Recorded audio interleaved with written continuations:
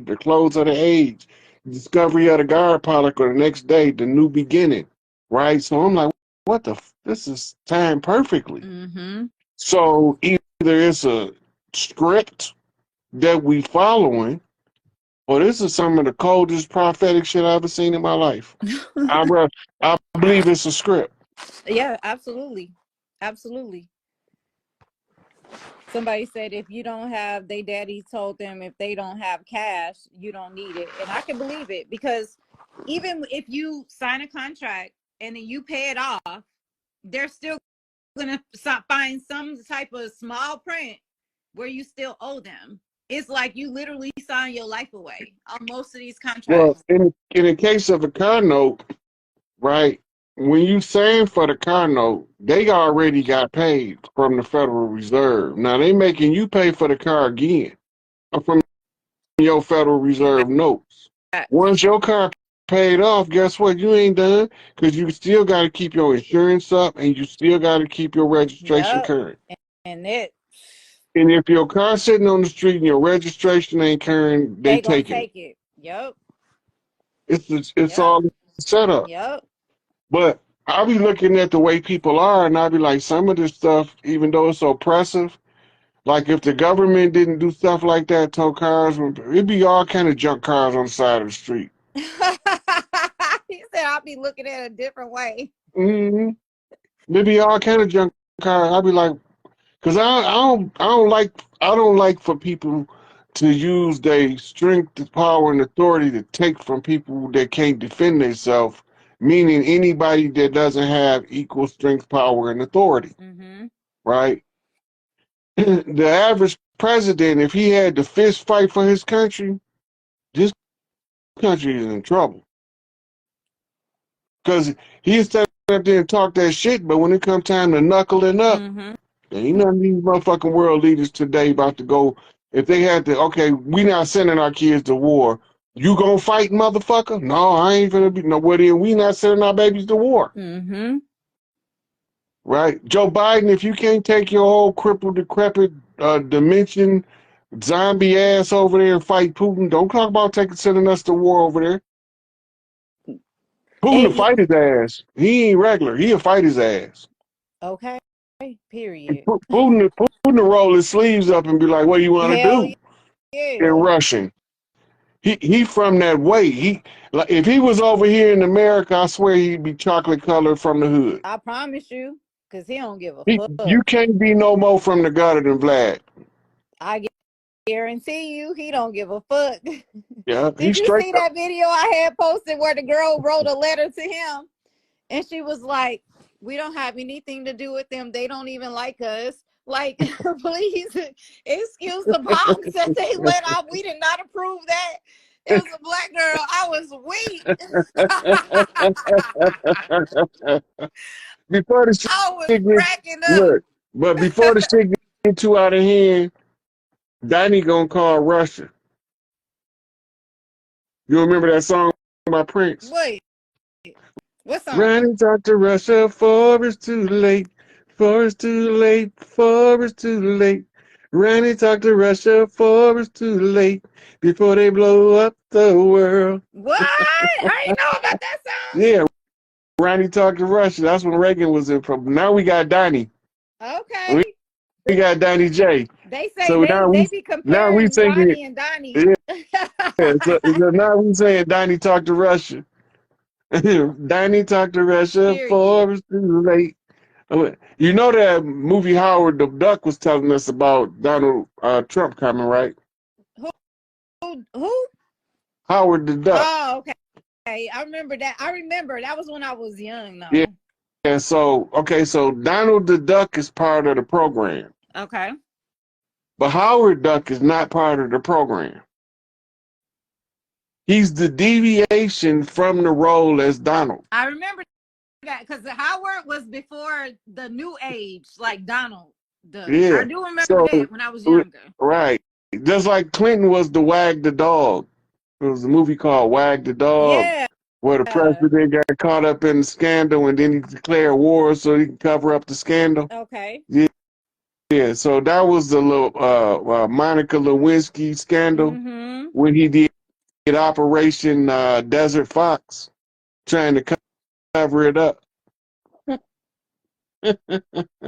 They tell us all this shit in the movies, but they put it in satire and entertainment, and we don't know it's related. Yeah. They always put in that stuff. A lot of people, okay, how do you feel about, now that we're talking about like the cartoons and stuff, how do you feel about, look, now you're on the interview, sorry. It didn't turn out. I didn't mean for it to turn out this way, but hey, Go I'm ahead, going with it. girl. Look, we okay. Hold on before you go. Welcome to this episode of Drea Talk with Drea, and we're gonna give y'all some real talk with the Chief Rod Hayes. Let's go, Drea. Let's Because I'm let's gonna ask let's the turn it up. questions y'all be wanting to ask. Okay. So how do you feel about The Simpsons and how people say that they automatically like predict stuff that's happening? I just want your opinion. I have my thoughts, but I The want your opinion. Talk to me. Simpsons is a CIA propaganda model.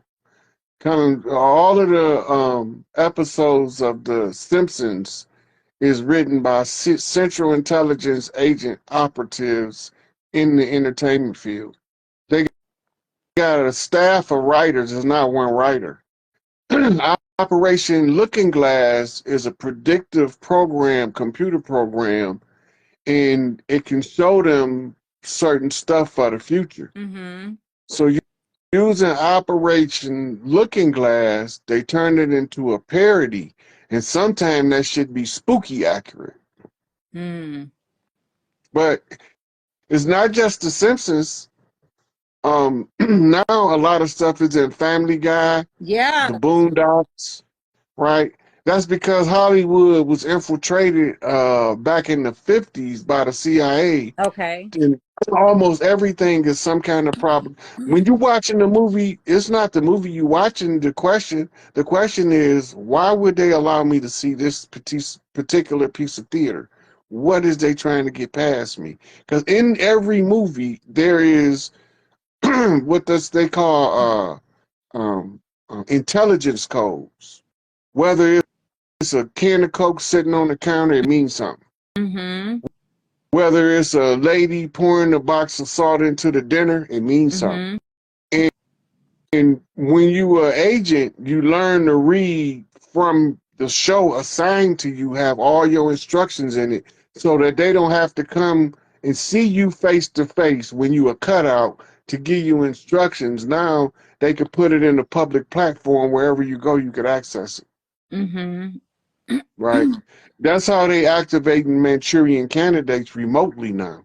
The Jason Bourne story was going into it, but it didn't get all the way to the root.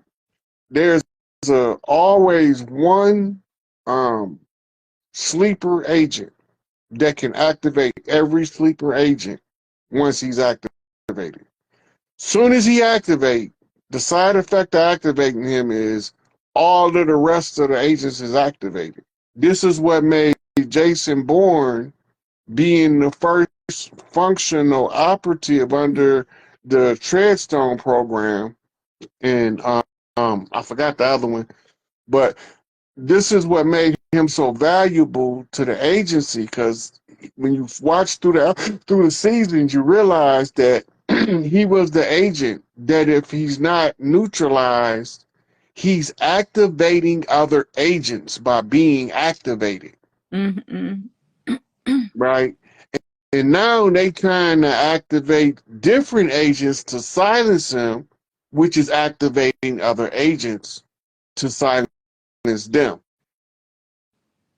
right? So you have the one, they call him the golden child in the intelligence world. Mm-hmm. The golden child is the operative that once he's activated, all of the Manchurian candidates, sleeper cells become activated. That's what the movie was about. That's why him failing his mission was so critical for them to try to get him back to determine how did he malfunction. He never malfunctioned, right? He Mm-hmm. fell into a state of amnesia from being lost at sea.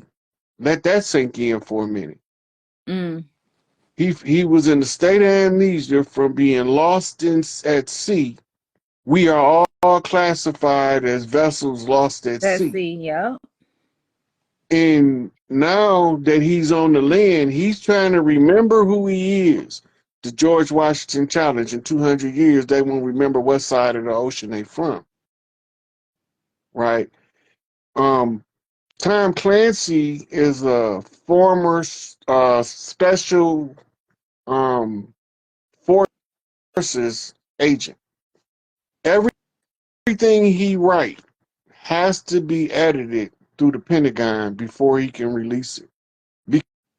Because in all of his stories, he's using the information from being in an actual situation that he turned into a fictitious novel, and he can accidentally give out too much real information where you can actually pull up the government operation that he's talking about in his books.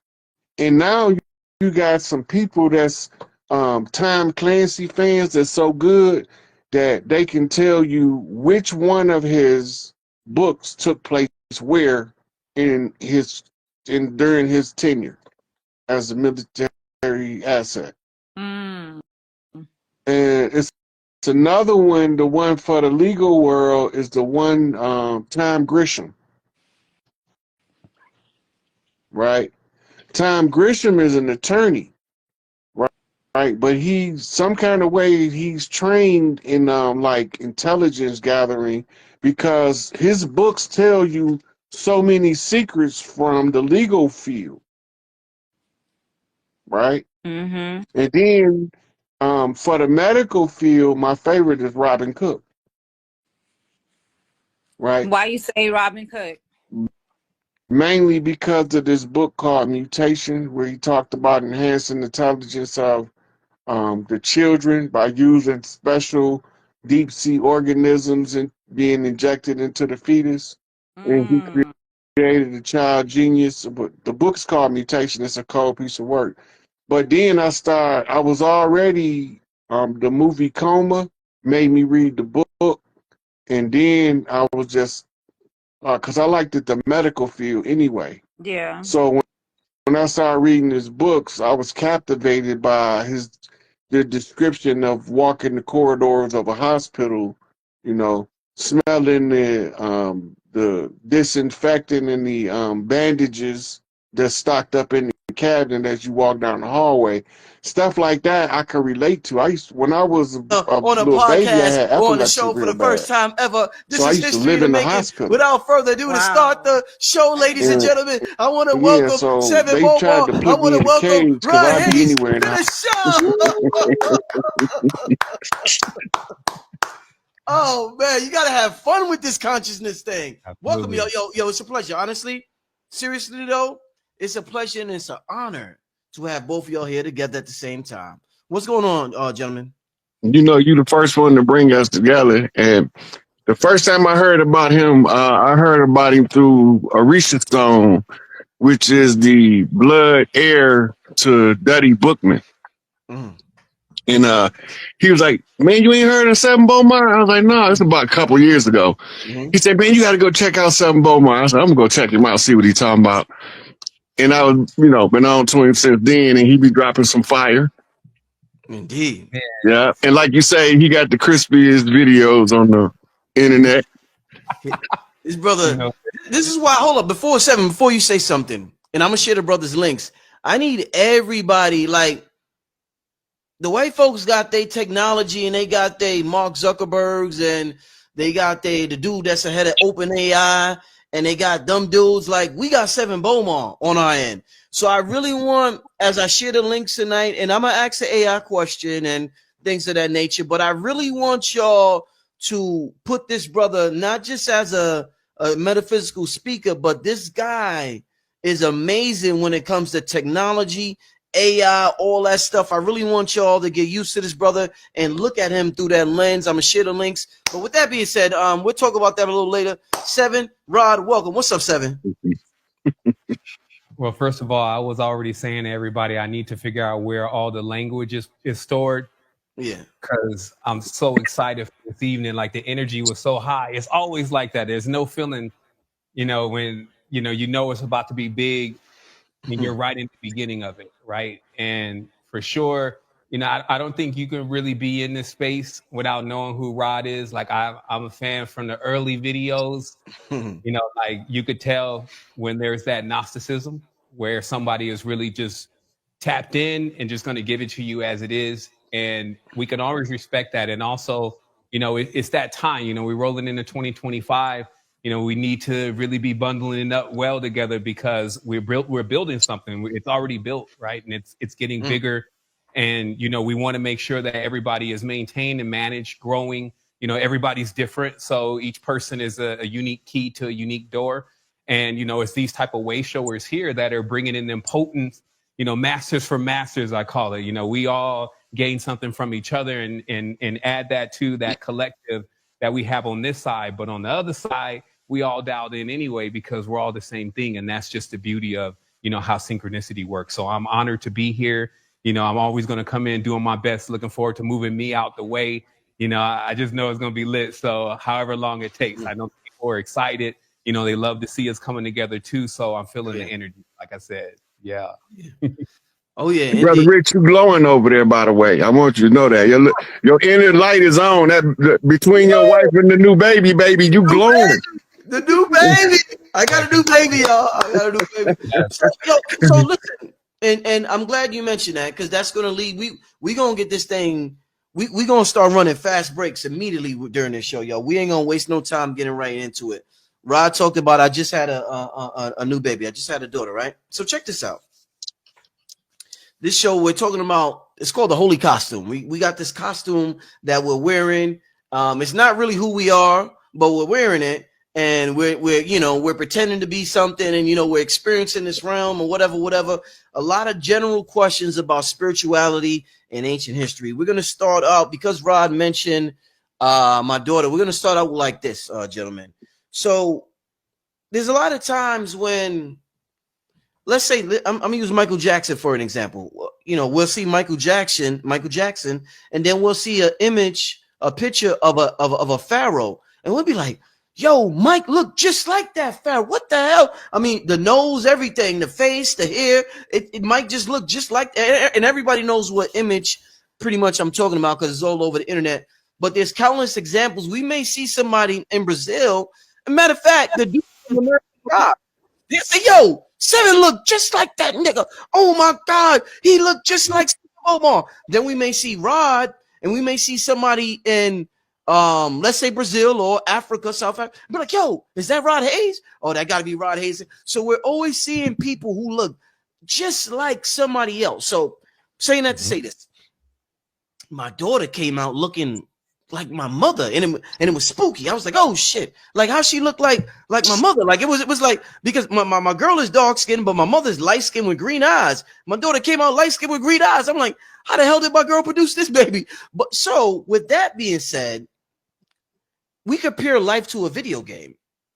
In a video game, a lot of times you have a certain amount of characters you could pick from to play from that video game. So I want to ask y'all, in this game we call life, is there a certain amount of characters that we could pick from? And this is why Seven looks like him, my daughter looks like her, Rod looks like him, I look like him, because there's only a limited amount of characters that we could pick from. So occasionally there's going to be a character that reappears throughout history. It looks like time travel, but it's really not. But it's just that we can only pick a selected amount of characters in this game we call life. I'm gonna let Seven go first. And that one right there, that could be the whole show right there. Oh man! Because look, let me just drive over it, and then Rod is gonna come in and ride through it, and then we'll see where we get to. So right away, I'm thinking we're gonna go high level occult right away, and then we'll make it back to the surface later on, right? So we know for sure in even disturbed, disease, whatever, and then they will have to work on that child spiritually. So it lets us really see that for sure all of the archetypes themselves are, we could say, quote unquote, in the stars.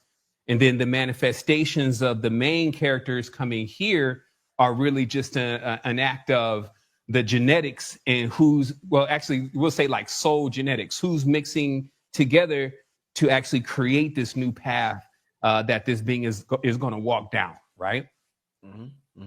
So you're on the journey. You ain't alone, obviously, because you're coming with the DNA. Like I have the same thing with my daughter. She's got the red hair. It's almost like blonde hair, like my father's. I didn't get it. So it's skip a generation and then come out the next generation over, right? Gotcha. So yeah, I you know, I'm not trying to hog this up though today, man. I just, you know, I want to drop mine in. Indeed, no, we gonna keep it flowing. No, indeed, my brother. Go ahead, Rod.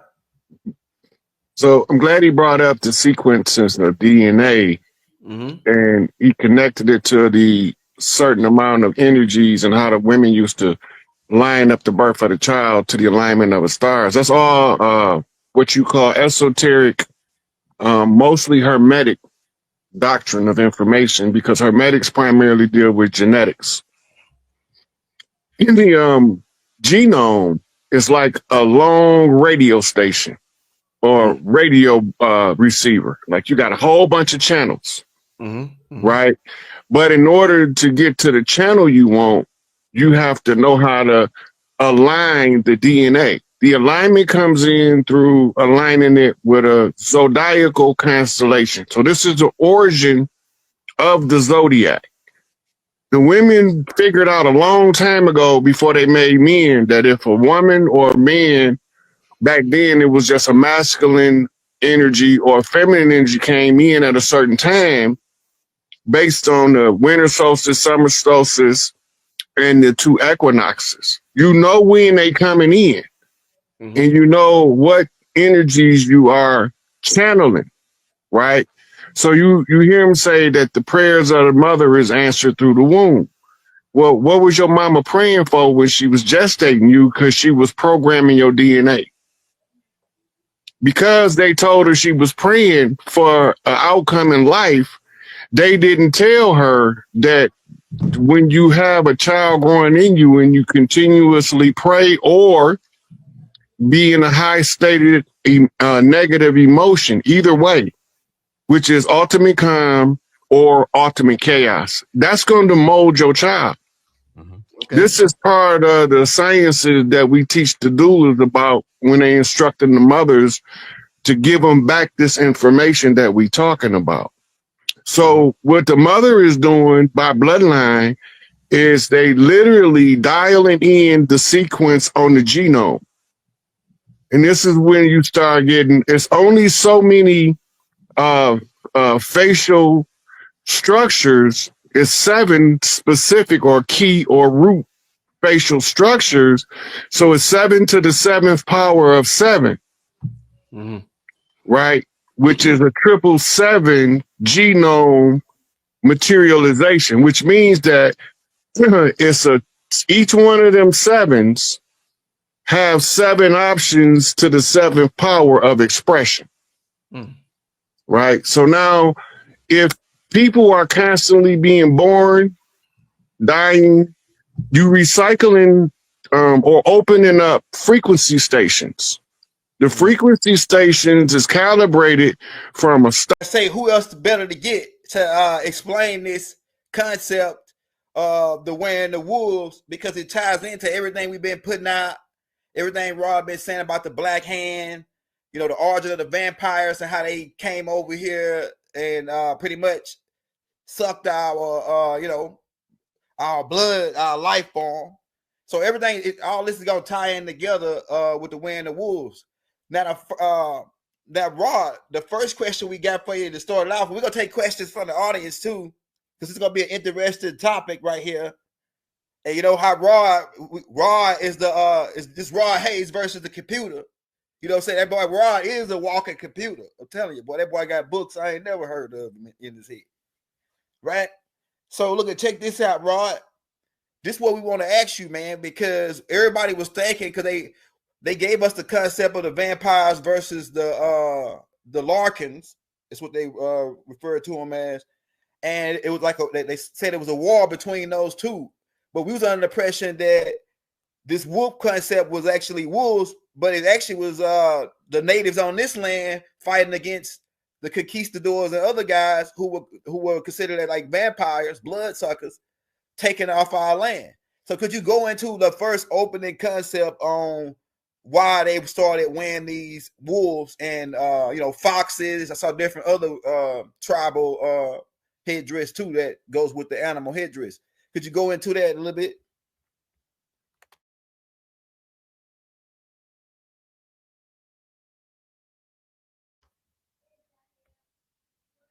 Hey, Rod, we can't hear you, Rod. You mute. Hey, unmute. Yeah, unmute it. There you go, right there. It's mutual energy exchange, right? In the cultures, different cultures, we dress like our totem animal. We use their skins in rituals, right? I mean, like the buffalo lodge, they make fun of them on the Flintstones. The buffalo lodge would wear buffalo pelts among the buffalo,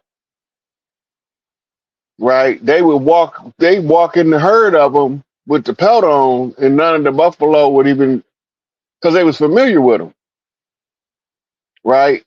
And this is what was part of the catalyst for the buffalo hunts. The settlers believed in their legends that when they would be riding across the buffalo plains, that at nighttime the buffaloes turned into native warriors of a huge stature, right? This is the origin of your term skinwalker.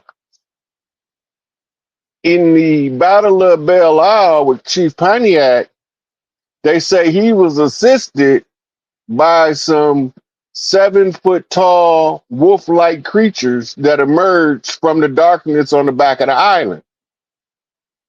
Okay, now we know warfare now, but we don't know warfare back then, right? We see missiles and bombs flying across the sky on war reports, right? We was using nature as our camouflage.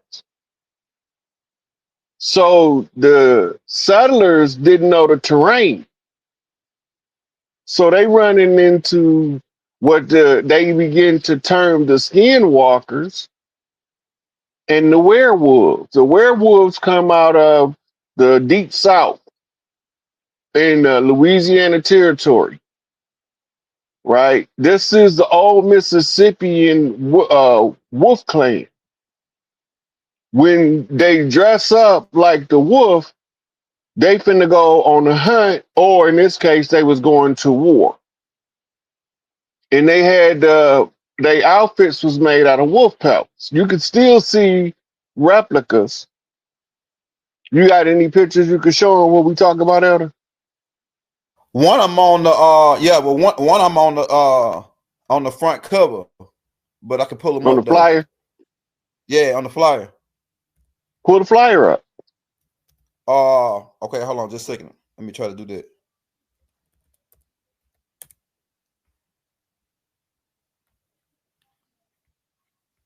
Yeah, so it's like oh, just a second. Yeah, but so these guys, you said the guy, what tribe, what the Native Americans down south started wearing the headdress, the wolf headdress. The wolf clan, the ones that they start calling the werewolves. Right. Right? Because when you look at it, it's they wear wolves as clothes. Yeah, that's right. And the word became fused into one word is where they tell you the story in Twilight. In Twilight, you see that the ones that came from Europe, those are the vampires. Yeah. It was at a land and they turn into wolves. Right? That's just the legend. Yep. Let me put blow one up. Here we go. Like that's a good one. Like this right here. Yeah. Okay, now they catch some of them in warfare and kill them, take their wolf pelts off, And when they go back to tell them what they look like, they remember these is dirty Moors we talking about, blood sucking Jews. So they telling their brethren from their vampire club that they look like kin.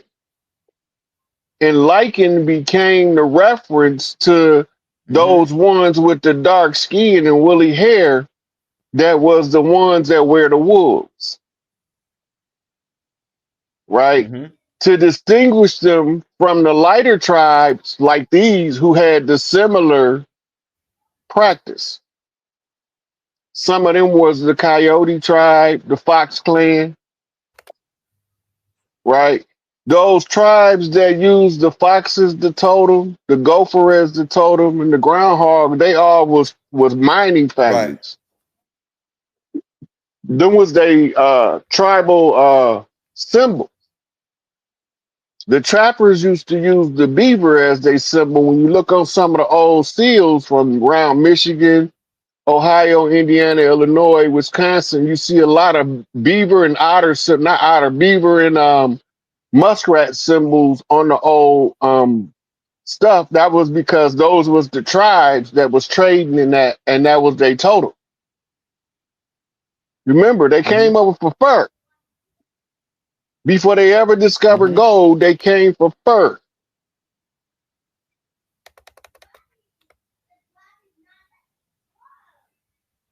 So it's similar to like the feathers, barnet, war barnet, but this right here just a certain tribe that wore the wolf on their head. Right. Now this tribe might be standing there talking to another tribal leader that have the full war binding. Yep. And it might be another tribal leader standing there with this big gigantic afro, big Tookie looking dude.